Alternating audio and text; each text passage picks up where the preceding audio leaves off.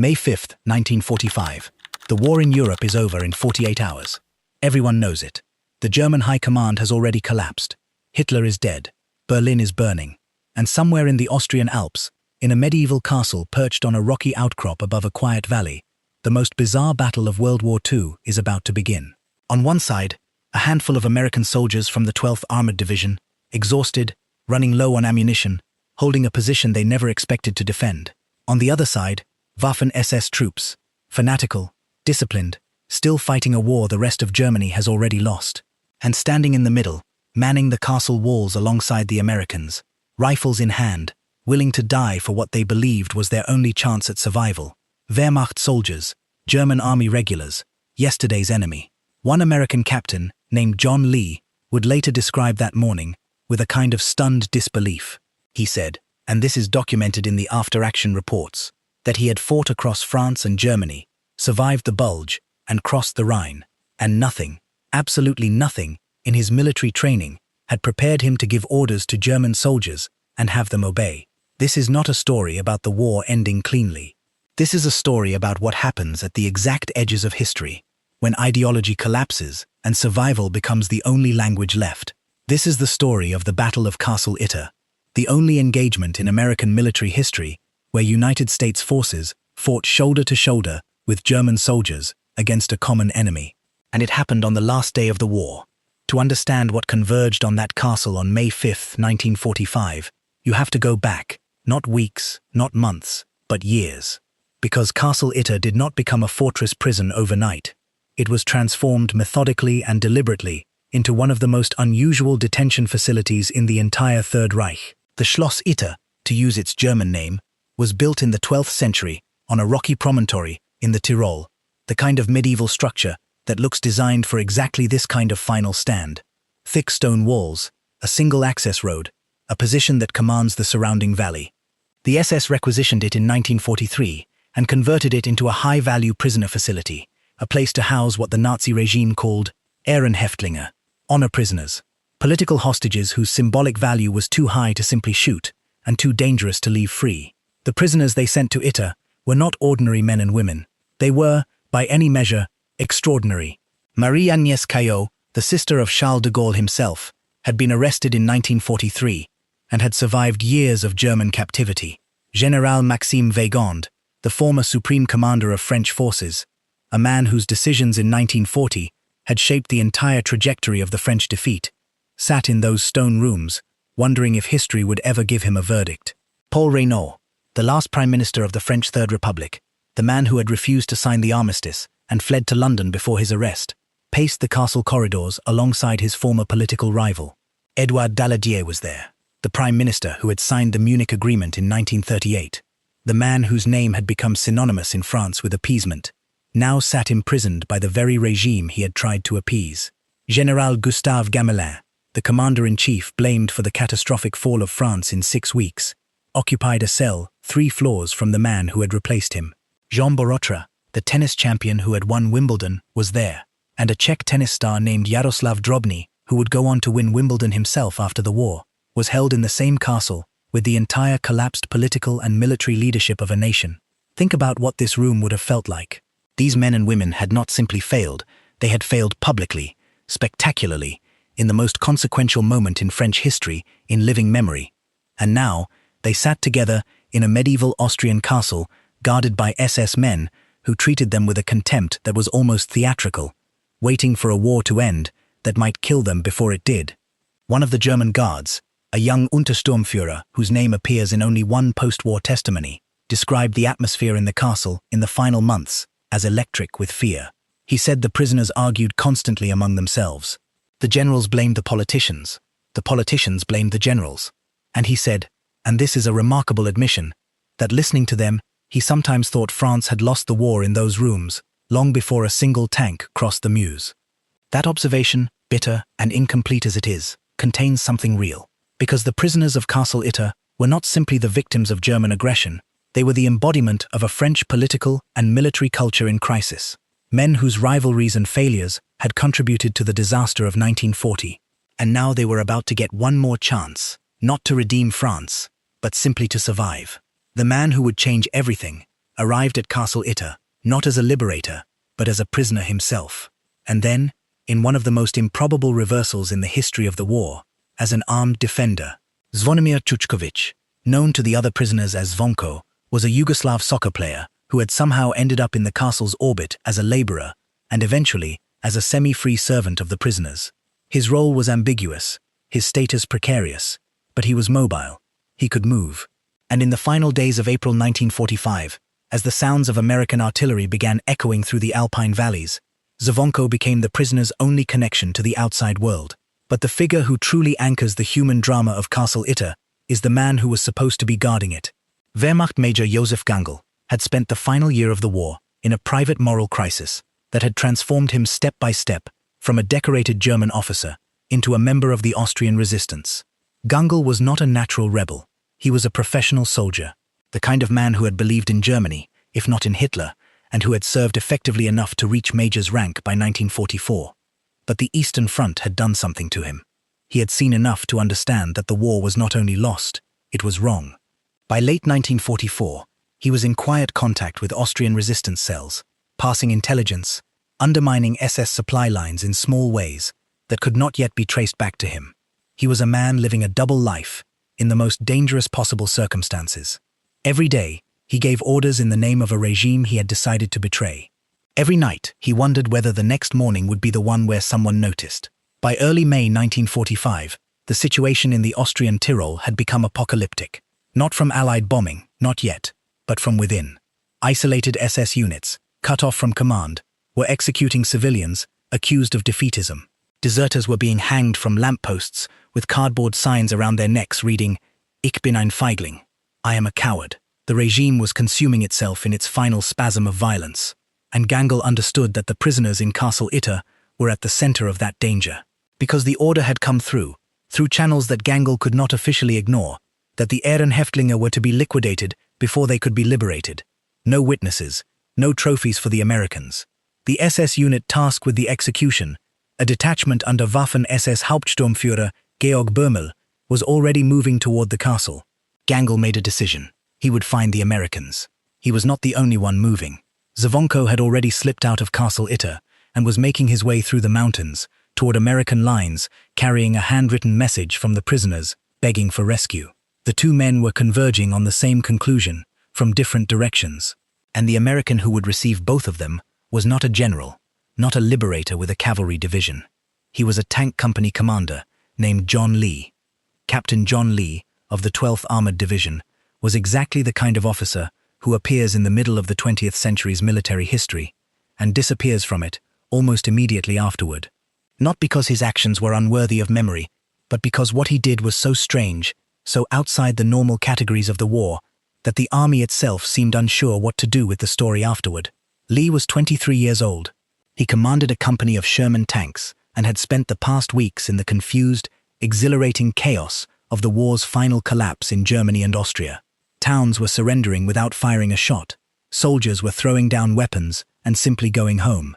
The front, in any meaningful sense, had ceased to exist. Lee's unit was moving through a landscape where the enemy was simultaneously everywhere and nowhere. When Zvonko appeared at an American checkpoint on the evening of May 4th, half exhausted, speaking broken German and fragments of English, carrying a letter in French that no one could immediately read, Lee was called in to deal with the situation.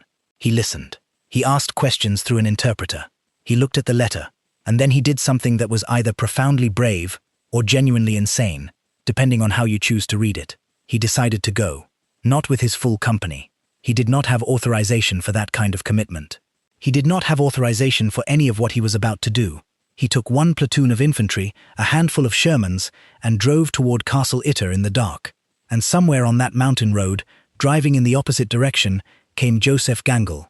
The meeting between Lee and Gangl is documented in Lee's after-action report and in Gangl's own accounts, which survived him.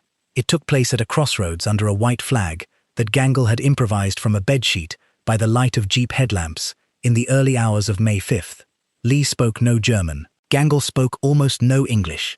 They communicated through a Wehrmacht soldier who had spent time before the war working in a hotel in Switzerland and had picked up enough of both languages to serve as a terrified interpreter. Lee later wrote that the meeting felt completely unreal. Here was a German officer in uniform, offering to fight alongside American troops, offering not just information, but his own soldiers, his own weapons, his own willingness to die alongside men who had been his enemies 2 days before. Lee had no doctrine for this. There was no field manual that covered this scenario. He made his decision the way soldiers at the edge of history always make their decisions. He looked at the man across the table, decided he was telling the truth, and said yes. They drove to the castle together. Dawn on May 5, 1945. The castle at Itter was not a comfortable place to defend. This is important to understand, because Castle Itter looked impressive from a distance, and its stone walls gave an illusion of impregnability. But walls are only as good as the men behind them and the weapons in their hands, and what Lee had was desperately thin. He had the single Sherman tank he had managed to get up the narrow road, commanded by a sergeant named Kurt Schrader. He had a handful of infantrymen. He had Gangel's Wehrmacht soldiers armed with standard German rifles and submachine guns. He had the castle's Austrian caretaker, Alois Huber, who knew every room and corridor. And he had the prisoners themselves, some of whom had decided, with a lucidity that must have surprised even them, that they were going to fight. Jean Borotra had already slipped out of the castle in the night to find help, running through the mountains in the dark, in an act of physical courage that seems almost impossible for a man his age.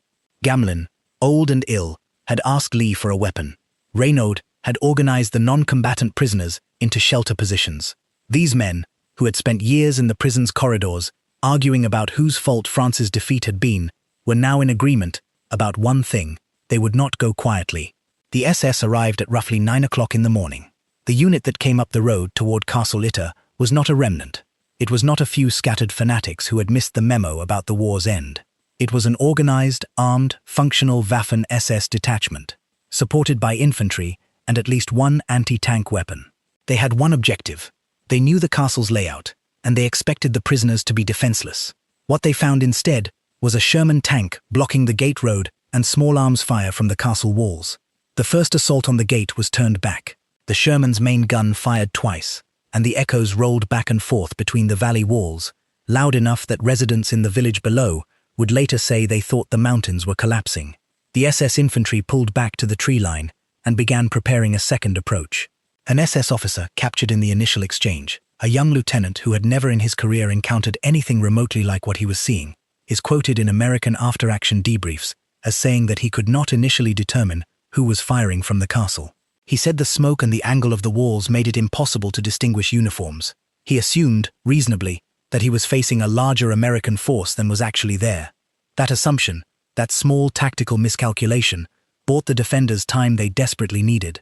Inside the castle, the situation was already critical. The Sherman tank, Schrader's tank, the only armored vehicle the defenders had, took an anti-tank hit at mid-morning. The shell penetrated the hull. The tank was no longer mobile, but its guns still worked, and Schrader, bleeding from his left arm, climbed back in and kept firing.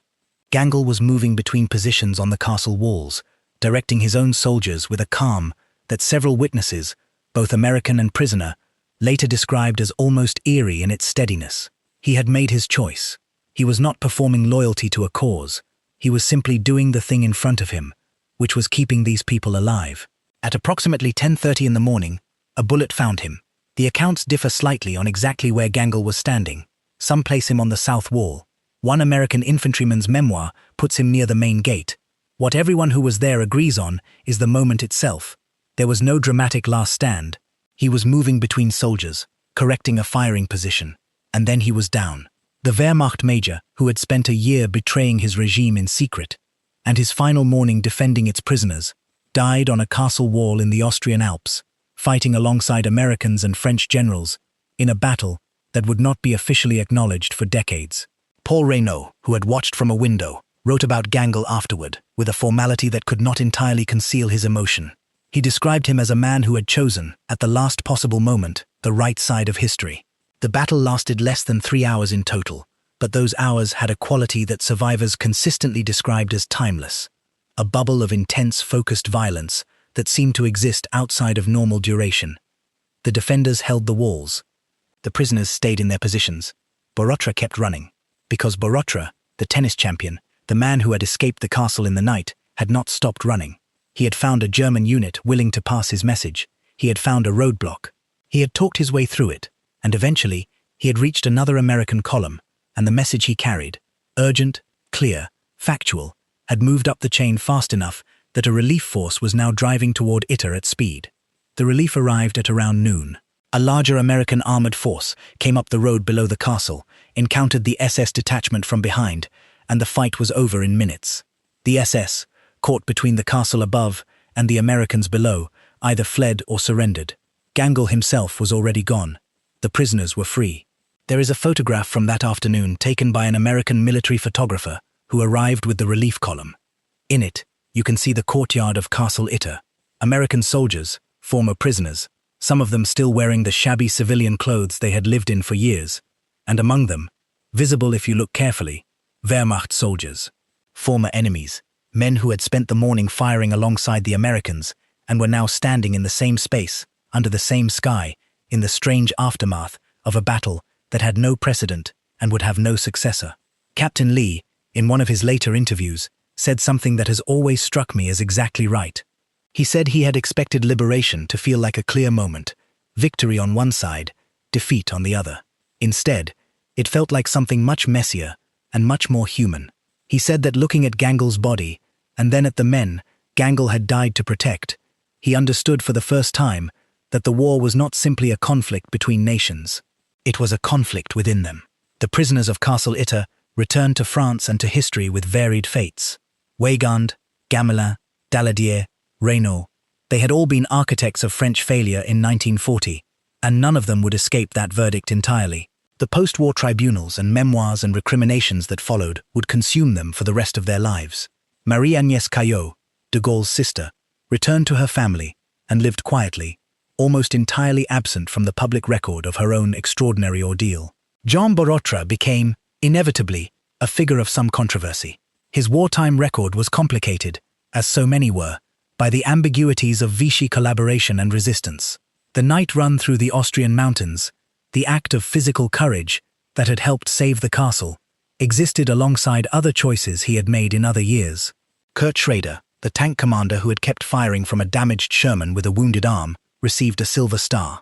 His name appears in the official citation, with the kind of spare military language that simultaneously honors and diminishes what a man actually did. Josef Gangel was posthumously recognized as an Austrian resistance hero. There is a street named after him in the village below the castle. There is a memorial. For decades, the battle itself was so strange, so contrary to the clean narratives of the war, that it was barely discussed. The army did not suppress it exactly. It simply had nowhere to put it. Stories that do not fit the categories do not get told. John Lee survived the war, came home, and lived a long life. He gave a handful of interviews about Castle Itter over the decades, mostly to historians who had stumbled across the after-action reports and could barely believe what they were reading. He was consistently modest. He made the decision he made, he said, because it was the right decision. He did not claim to have known it would work. He simply did not see another choice.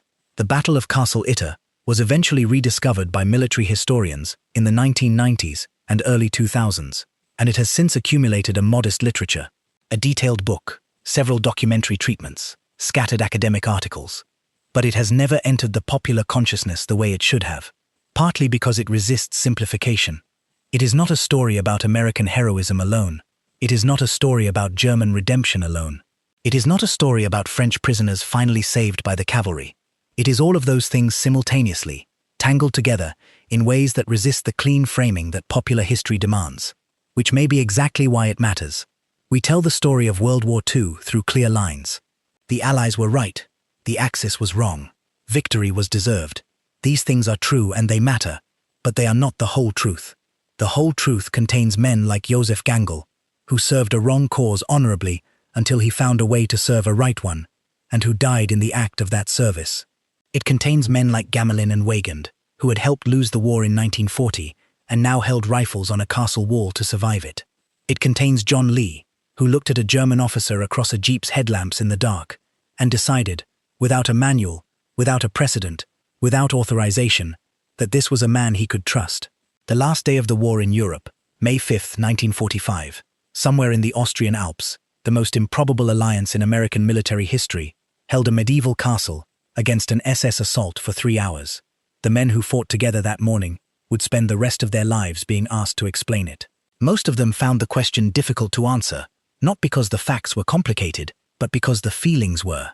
One of the prisoners, in a memoir published years later, described the moment the relief column arrived and the firing stopped. He described standing in the castle courtyard with an American soldier on one side of him and a Wehrmacht soldier on the other, all three of them looking at the smoke rising from the valley below. And he wrote that in that moment, in the sudden silence after hours of gunfire, he had a thought he said he was almost ashamed to admit. He thought that this, exactly this strange and improbable alliance on the wrong side of the last morning of the war, was what peace was going to feel like. Not clean, not simple, not the way anyone had planned it, just people choosing, at the last possible second, to be on the same side. If this story deserves to be remembered, subscribe to WWII Dark Legacy for more forgotten battles history left behind.